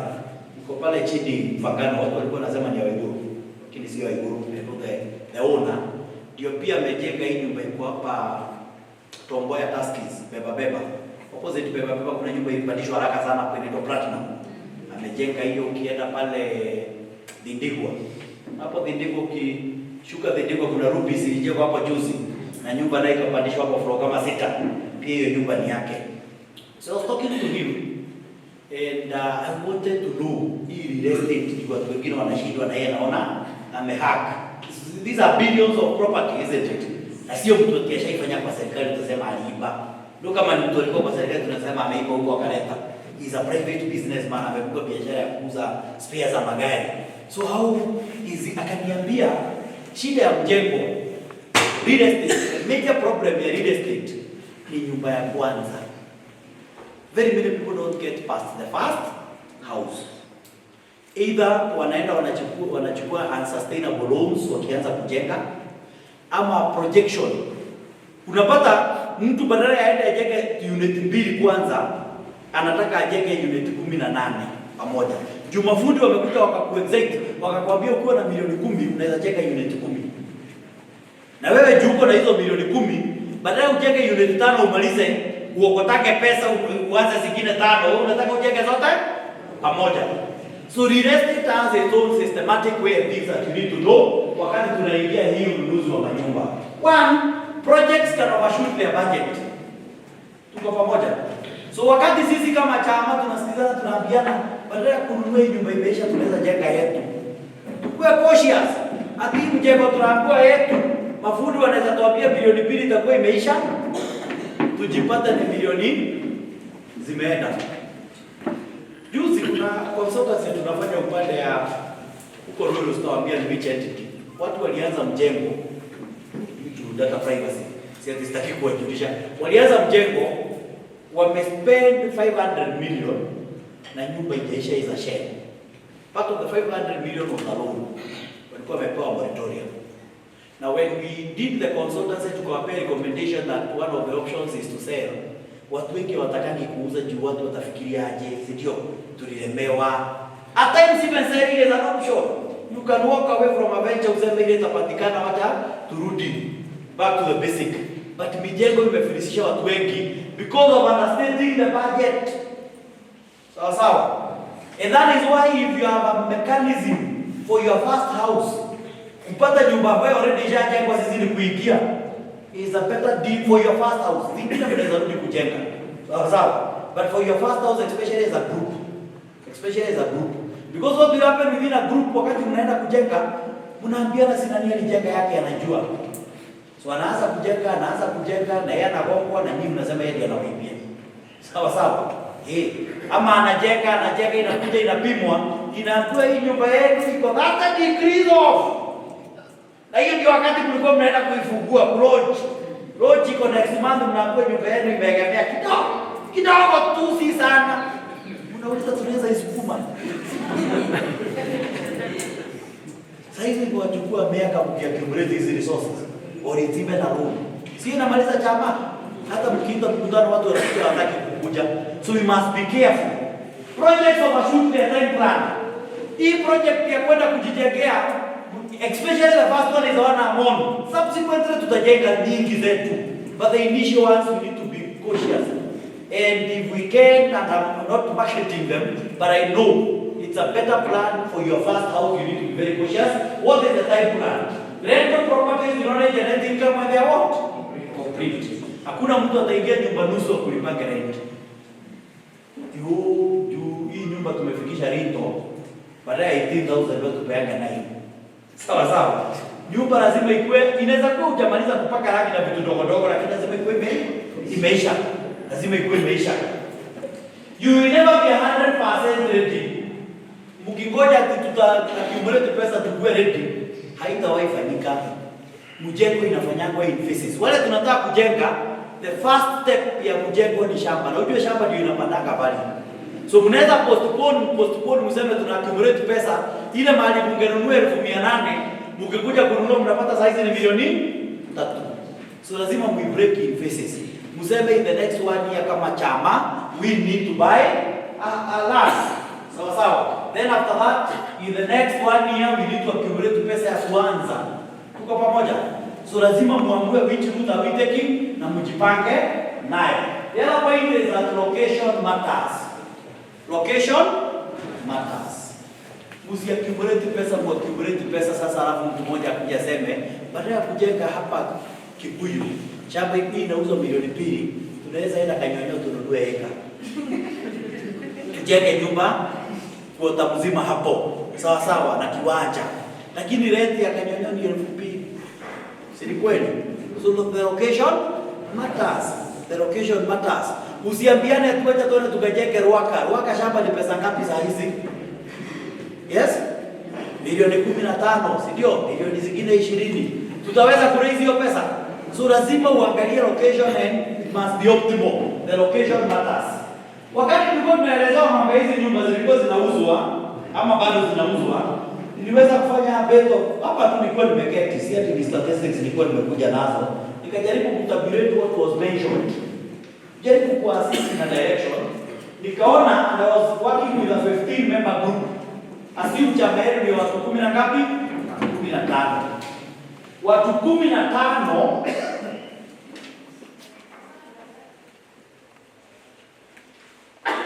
tuende kwa nyumba ya kwanza ambayo inauzwa which is a studio apartment. Kwa ile kampuni yenye iko na nyumba zile ziko ready, walisema wamebakisha unit 13. Ndio msifikirie ziko mingi sana baadaye. Mwende mseme tutamake your decision next year. Sawa. 13. Now if you are to buy these units, the 13 of them, one unit price nilisikia sikuelewa price vizuri au kama there was a bit of vagueness, but walitangaza 2.4 lakini kwa brochure ya NRS nikaona 2.3, so nikasema kuna discount. Si kweli? But watafama pia vizuri. Rent is 18,000. If you are to borrow these 2.4 million from the SACCO inakopesha 4 times. So first you need to have 600,000. Tuko pamoja? Hiyo 600,000 yenu itakuwa inazaa kwa SACCO, itawapa pesa kidogo, maybe an average of say 3,000 per month or thereabout, but itazaa, which I have not factored here. Lakini utakuwa na rent ya 18,000 per month. So I've only considered the rent. Ile yenye inazaliwa na ile ya 600 na assume hiyo itawaboost tu. Sawa sawa. So there is still more income. So mkikopa 2.3 million, mtalipa 56,000 per month kwa miaka 5. Au together 56,000. Lakini rent itakuwa wapea 18,000. So ile pesa mtahitajika kulipa ni 38,000. Juu rent inakuja direct kwa SACCO, si kweli? Kusaidia kulipia loan. Kwa hivyo per member all you need is 2,500. Hata ile 2,600 per month. Hiyo ni pesa tunaweza shindwa kweli? 2,600 pekee. 2,600. Tuilipe tukue kwa nyumba yetu. Nyumba yetu sisi wenyewe. Now for one bedroom, the same mathematics, member anahitajika leta shilingi 4,000 pekee kwa mwezi. 4,000. Sawa? For a 2 bedroom, member anahitajika leta 6,000. And the other ways, nyinyi ndio mtaenda kuangalia kwa chama yetu tutafanya nini. Mnaweza kubaliana hatutakopa hii 2.3 milioni yote. Kila member alete 50,000 kwanza, si ndio? So kama tuko member 10, already tumepata 500,000. So hatutakopa 2.3. Tutakopa 1.8. Si kweli? So nyinyi mwende mfanye formula zenu, mfanye mahesabu, but is an opportunity to grow. Na tusiwachilie hiyo opportunity. Kitu mnajionea real property is not the same as kitu ya kuambiliwa tunakuwa na investment mahali. And it is a first step. Msiangalie hii pesa sasa tutakuwa tukigawana 18,000 tukua tu 15 is only 1,000. Usiangalie hapo. Wale ile chama niliwaambia wanawake 30 had they looked at the 1,000 they were contributing alone, wangekuwa bado huko nyuma. Sasa hizi unasikia ile pesa wako nayo is money that is beyond what you can imagine. Tuko pamoja? Other possible before we get to the other possible potential investments, nataka tusimame tujinyoshe alafu tufanye mtihani. Wale tushakutana, I'm sure we did this test again. Tutaifanya tena. Jinyoshe tu freestyle. We have been sitting all along. Stretch. Kwa wale wageni huku mahali pa kujisaidia ukitoka nje you proceed straight and easy. Sawa. Bora usitoke kwa kopa huko. Pamoja. Once you have stretched, you can take a seat. We are about to finish, by the way. This is the next 5 hours we shall be done.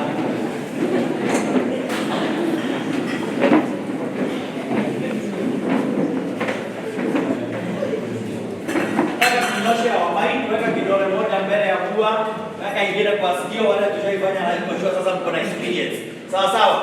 Switch ile iko kwa pua iende kwa sikio na ya sikio iende kwa pua. We are not closing them. Mama nani, we are not closing. We are just switching.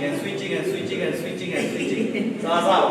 Because if you are closing it means he is still party. Sawa. So we are switching. Ile iko hivyo tu. Si rahisi? Isn't it? Tufanye tu na kusaidia brain. Brain inafanya exercise ya brain kidogo. Tuko pamoja. Ni rahisi, si kweli? Haya, wacha tuifanye ikuwa better interesting. Shika pua na mkono moja. Shika sikio sasa across. Ya in this position. Across. Tuko pamoja. Sasa utaswitch iko kwa pua, ikuja kwa sikio na iko kwa sikio, ikuja kwa pua. Switch that. And switch.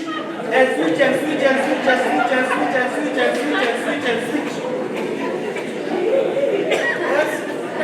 Wapotelea wapi? Na switch hivi. Nasema shika pua, shika sikio across. Switch them. And switch. Where's the kuwa iko huku? How are you ending up like this?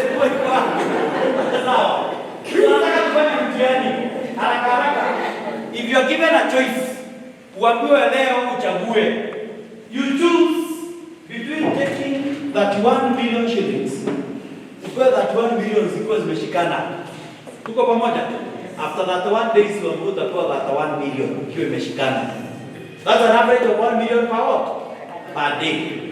So after 31 days, ukiwa 31 days ukiwa 31 million yako imeshikana.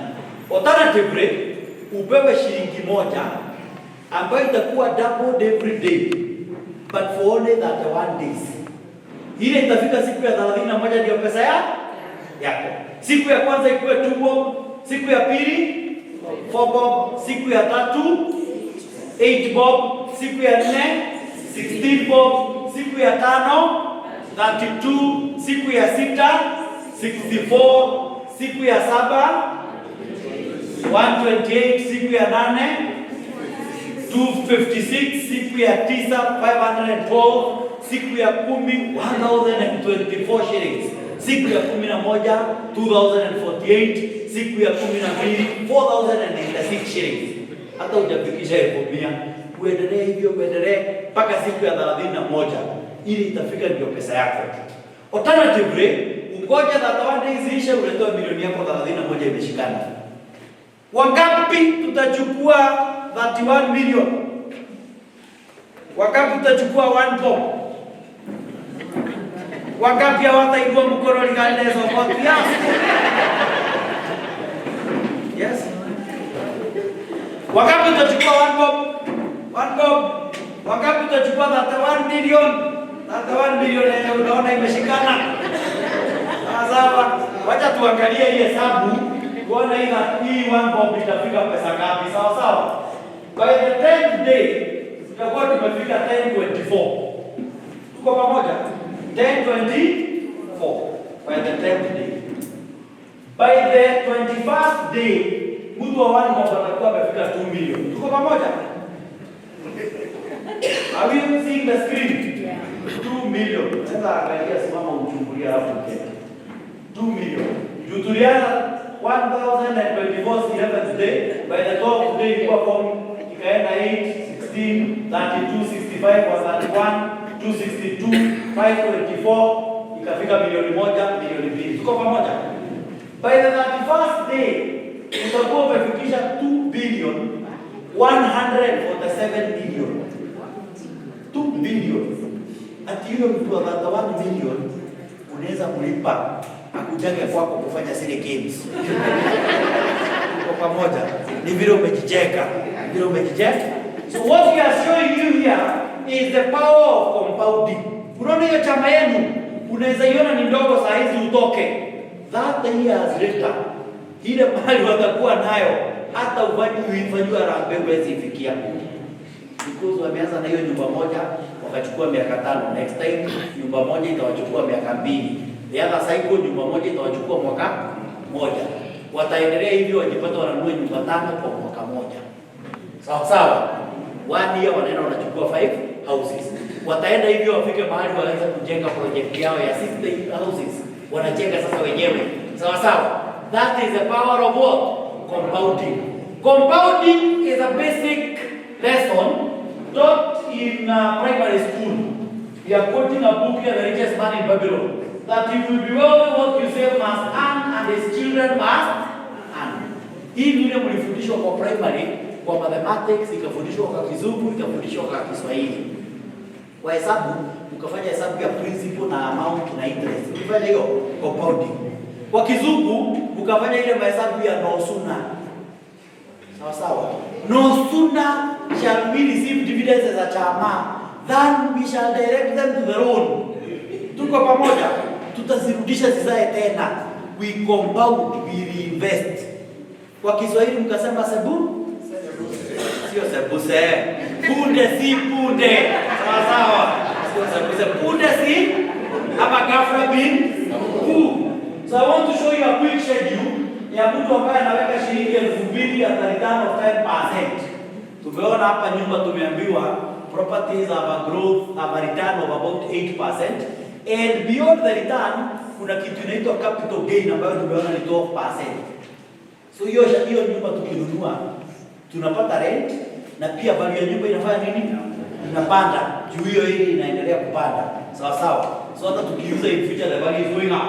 So hata kama sasa hivi tunakopesha 2.3 million, tukikuja kukopa next time na ile tutakopa 3 or 4 million. Isn't it? Nyumba yetu imepanda hivi, value inapanda hivi value. So huyo mtu baada ya miaka 12 akirudisha, akiinvest, anakuwa ameinvest a total of 28,000, lakini ako na 564,000. Kila mwaka analipa 56,000. Alikuwa anaweka 24,000, lakini sasa inazaa ngapi? 56,000. Look at someone who is putting 3,000 per month. Baada ya miaka 12 hapo na 846,000. At 10% kila mwaka analipa 84,000 out of an investment of 432. Is it doable? Hii tukikuwa consistent. Na niko sure watu wengine badala ya washike masomo wanaanza kuuliza kama mwalimu kenyewe kako na pesa ama ni meheme. Kenyewe kanafanya hivyo. Sawa sawa. As I told you, mimi nilikuwa kwa madeni. By the grace of God tutakuja kuzungumzia mambo ya personal debt management, niko sure wengine we are struggling. Si ndio? Tutakuja kuwafundisha hayo. Mungu alinitoa nikalipa. It did not take me overnight. By the way, years, 6-7 years nikangana nazo na nikaanza kujijenga. I want to show you one of the returns that I'm paying in a passive investment. Nilikuwa nimelipwa Friday January 26. Naweza confirm mwaka hii 26 was on Friday.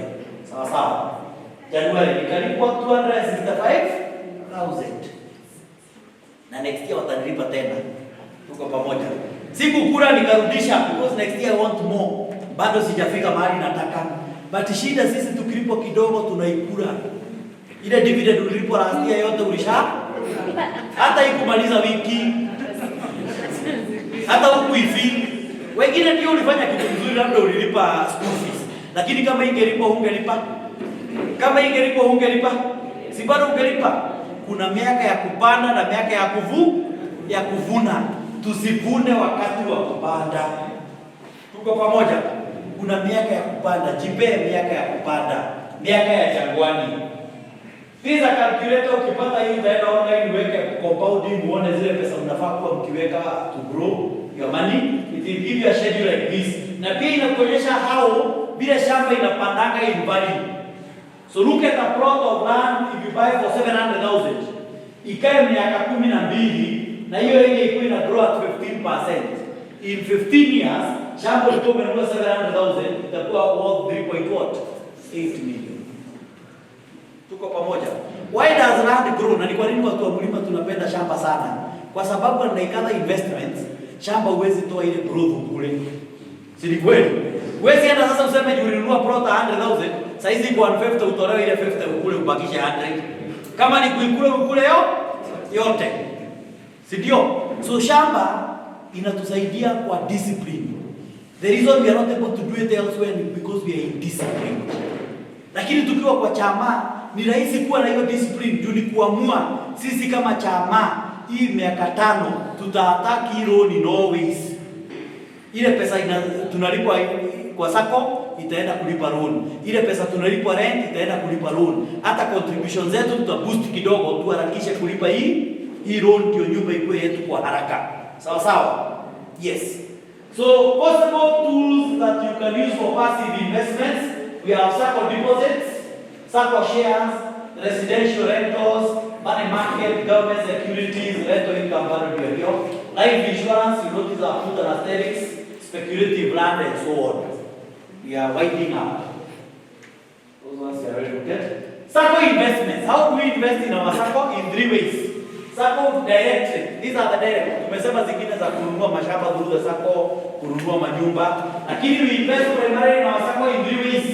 Share capital, back office deposits. Zile ambazo tunakopesha kwa 4 times. Tuko pamoja? Na kuna ingine muhimu ambayo watu wengi wana neglect which assists the SACCO so much. Inaitwa nini? FOSA. Operate your FOSA account. This is your bank account. Sawa sawa. Biashara yako huwa na FOSA account. Let us see the money coming through. Ndio wakati unatukopa, we are not struggling kukwambia ulete statement za bank, juu tunaonanga pesa yako inapitianga hapo. Sawa sawa. So let us support our SACCO. Active investments hizi ni zile biashara mnarun. Today we shall not discuss them. Lazima tukae tukitafutia kazi.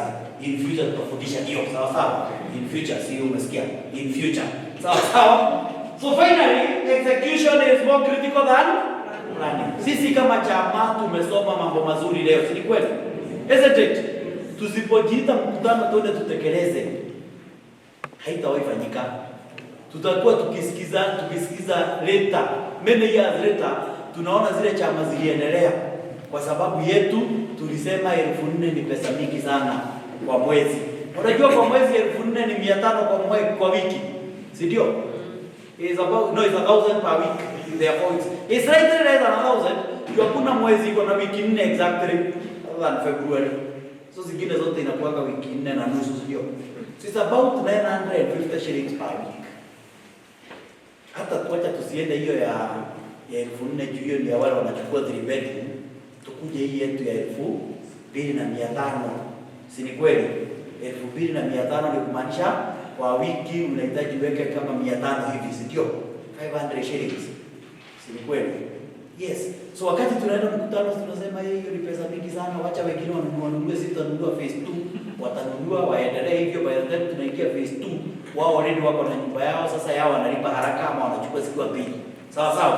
So lazima tuende tuitane. Na sio lazima ununue unit moja, but execution is more critical than what? Planning. You can even buy 2 depending na chama yenu. Sawa sawa? As you have had, those units are limited. Hata pia mnaweza enda muangalie chama yetu hatujafika kwa nyumba, lakini tunaweza nunua kashamba. Si kuna nilisikia kuna plot za 800, isn't it? Plot ya 800 tunaweza kuja kwa sako tukopeshwa 4 times loan ya shilingi 800 per month. You are likely to be paying around maybe 15,000. Hiyo sijafanya hesabu yake. So if you have 15 ni kila mtu 1,000 kwa mwezi, si ndio? Sawa. So there are different ways in which we can execute. Sisi tuitane mkutano ya execution. But bila kutekeleza hakuna results. Are we together? Bila kutekeleza. We can see a picture. Tunaona picture there ya jamaa ambaye anafanya nini? Ana propose. That is a marriage proposal. Sawa. And proposals differ from person to person. Usiende useme tulifundishwa mambo ya proposal. Pamoja. Sikumana na mzee ati lazima afanye kama hii mpaka niko na photo evidence. So proposals will differ from person to person. Kuna wale watapanda juu ya mti aseme kama unioi sishuki. Sawa. Kuna wengine huyu babuzo yu unachukuliwa huku unapelekwa Mauritius kwa Tui. Ukizubazubani wewe huko Bali, huko Maldives, unatembea huko Santorini. Sawa. Holiday. Wewe ni mapicha unatuma tu kwa Instagram. Hata ukipropose ujui. Sawa.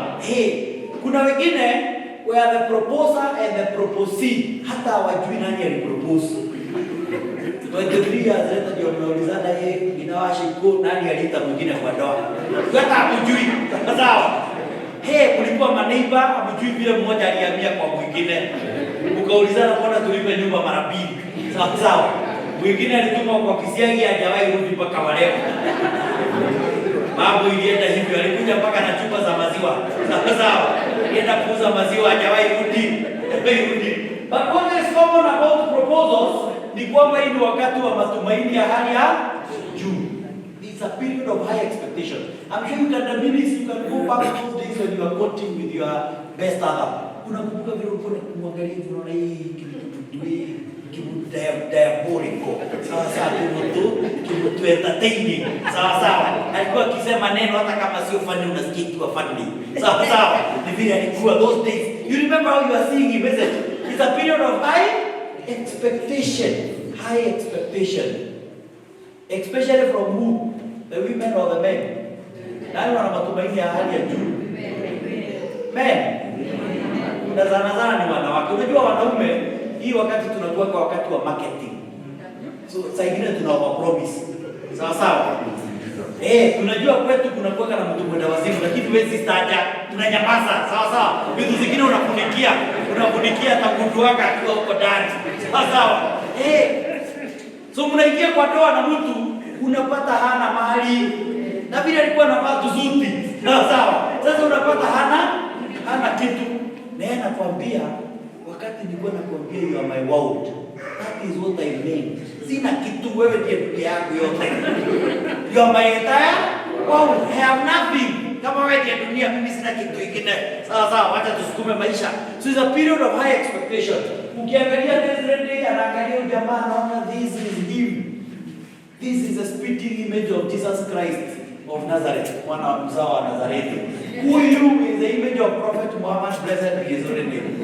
Huyu ni tofauti na wale wanaume wengine. Ni tofauti na wale wanaume wengine. The same way as a circle, we have high hopes now in your chama. That hii mpango tumewaweka sasa ya leo tumewafundisha. Hizi chama wakati mtakutana, we will see the result. Not by you talking, by looking at the accounts. Tutaona accounts za chama zimeanza kubadilika. Tuko na high hopes, high expectation. So the lady is looking at the gentleman, anaona huyu atakuwa anakuja nyumbani pamoja na kuku. Kuku zikikuja, ndio naye anaingia. It's only when they are married, she realizes the fella comes in the morning, kuku zikitoka. Yanakuja singing political songs. So the same way tuko na hope at hizi chama zenu. Tutaanza kuona sasa chama zinaleta 100,000 per month. Sawa, chama zinaleta 80,000 per month. Tuko na haya matumaini, lakini tukirudi kwa account execution tunaanza kupata bado huko kwa 500 ile tulisikia. Sawa, so you can see the expectations and then the what? The expectation we have in the marriage and then the execution.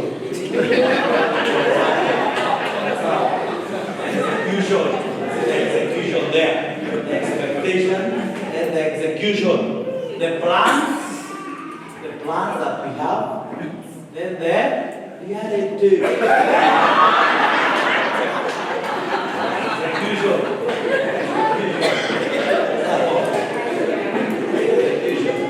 Ati kwa chama nasema hii chama yetu tutafika mahali tukilipwa dividend kila mtu ananunua gari, kila mtu gari yake. Lakini sasa ikifika kwa kutekeleza mpangilio ni hiyo execution. Sawa. We must be proactive. We must leverage on what we call lead measures. The steps, ile step tutachukua hii wakati miaka hii ya jangwani. Hii miaka ya pain. These years where nobody even knows the name of our chama. Sawa. Hii mwaka yenye hata kwa ofisi ya watujui kwa sababu kuna miaka itafika tukiwa na milioni 200 tunajulikana. Sasa ikifanya celebration lazima tunaandikwa barua individually ile chama. Sawa. Yes, hii miaka yenye tujui tujulikani what measures are we taking. This someone is exercising, eating healthy fruits like avocado, sawa, kwa pamoja, sawa. As opposed to ngoje mambo ifike hapa. Ngoje kama chama mnatoa pesa ieleweki, siku moja mwambie mmoja wenu ni mgonjwa. Mmefika hapo. How do you do it? You cannot, because hakujisaidia miaka kupanga. So we must be proactive. In execution, we need to scale. Tuko pamoja. Ukiangalia watu wawili nani yako likely kufika juu? Number A or B? A or B? A. Huyu anaenda step kidogo mingi. Sawa. So tusijidharau ati tuseme hatuwezi fika kwa hiyo level ya mamilionea. Lazima tukue consistent. Tukue consistently kwa mpangilio. Tusingoje siku moja MP atakuja akipeana pesa kama chama tuende tu apply tupewe bilioni 2. Sawa. Tuko pamoja. Wachana na hiyo MP. Tukiangukia ikuje ni sawa, lakini tu focus na hii yetu kidogo tunatoa. Scaling. Record keeping. Lazima tuangalie, we need to take stock of how we are growing. Na ndio maana tulisema miaka 20 tupange mbele. Sawa. We need to keep a record of what do we have, what are we bringing in, where is it likely to go, itafika wapi. We cannot run away from our past. Tuko pamoja, but we can use it to cement our future. You can see a score there between Manchester and Arsenal. Take note, I'm an Arsenal fan. Sawa. Hii sio kitu isiyotendeka, tunaitumia for training. Sawa, for training purposes. A score of Man U 8, Arsenal 2. Sawa. Purely for training is not something. Let us use a better one. Hata hii mlioni vizuri, sio? Let us use a better one. Sawa. A record of your past performance. Hiyo tunaweza acha ikae hapo kidogo. Sawa. So don't run away from your past performance. kama chama tuende to stop. Where are we? Tumekuwa miaka 4, si ndio? Tumekuwa miaka 3, tumefika wapi so far? So that we are able now to take ourselves to the next level. We are able to take ourselves to the next level. Sawa. A record of our past performance. Sawa. A record of our past performance. So finally, I leave you with the words of Martin Luther King that if a man is called to be a street sweeper, he should sweep the streets even as Michelangelo painted, or Beethoven composed music, or Shakespeare wrote poet. He should sweep the streets so well that all the hosts of heaven and earth will pause to say, here lived a great street sweeper who did his job. What was Reverend King saying? That we can excel despite of our backgrounds, despite of our smallness in the community. Tusidharau hiyo pesa yetu, tukikusanya pamoja kidogo tunaweza inuka beyond what you can think of. Sawa. For even the Bible says, to those that have, more shall be added. Kwa wale wako nazo watazidishiwa. Iko katika kitabu cha Mathayo. Iko pamoja, Matthew again. That to those that have, more shall be added. And for your information, wealth is not evil. Juza ingine wakati tunashika kupata pesa tunaanza kusema hata Biblia inasema matajiri itakuwa ni kama nguvu kama kuingia tundu la nini na sindano, na tunajua kamia hawezi ingia kwa tundu. Go and look at the theology behind that story. Sawa. In the times of Jesus, people used to live in cities. Like Jerusalem was a city and they had walls. So walikuwa wanalima kwa mashamba, wanakuja kwa city. So what was the eye of a needle? The eye of a needle, sio shindano ya kushona mnajua, ilikuwa ni mlango ya kuingia city. So ngamia akikuja kuingia city, alikuwa anapiga magoti, anatolewa mzigo. Sawa. Ndiye anaingia akiwa amepiga magoti, anaingia kwa city na wenye mzigo wanabeba. So si ati kusema ngamia hawezi ingia kwa tundu la sindano, kwa hivyo acha tukae tuko maskini. Tena ukisoma tena kwa Biblia inasema the love of money is evil.